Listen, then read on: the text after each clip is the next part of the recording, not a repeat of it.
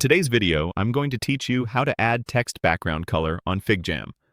Figjam is a fantastic online whiteboard tool for brainstorming, planning, and collaborating, and sometimes you want certain text elements to really stand out. While Figjam doesn't have a direct text background color option like some word processors, we can easily achieve this effect using a simple workaround with shapes. Let's walk through it together. First, you'll want to open Figjam. Navigate to your desired board, whether it's a new, blank canvas or an existing project you're working on. Once your Figjam board is open and ready, you'll see your workspace where all your creative ideas come to life. Make sure you have enough space to add new elements without cluttering your existing content. This is your foundation for creating visually impactful text. Next, let's add some text to your board. To do this, locate the text tool in the toolbar, which is usually represented by a T icon. Click on it, then click anywhere on your board to create a new text box. Go ahead and type in whatever text you wish to highlight. For example, you might type "important note," "key idea," or a specific point you want your collaborators to notice. Feel free to adjust the font size, style, or color of your text at this stage if you like. However, keep in mind, we're focusing on the background aspect for now.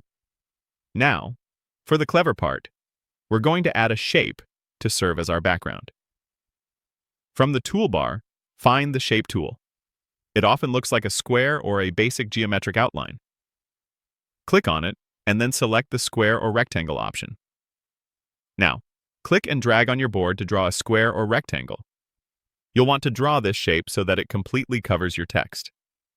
Don't worry if it obscures your text for a moment. We'll fix that soon. The key here is to make sure the shape is large enough to frame your text nicely, leaving a little padding around the words. Take your time to get the dimensions just right. Finally, we'll give our background shape some color.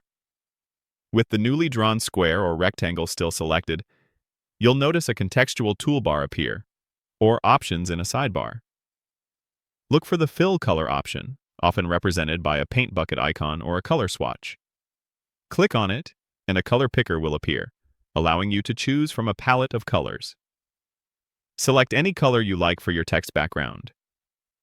Once you've chosen a color, you'll need to send this shape behind your text so that your words become visible again. To do this, right-click on the colored shape. In the context menu that appears, look for an option like Send to Back or Arrange, and then Send Backward or Send to Back. Clicking Send to Back will place the shape at the very bottom of the layer stack, revealing your text perfectly positioned on top of your new, colored background. This technique allows you to customize the visual hierarchy of your board and draw attention to specific pieces of information,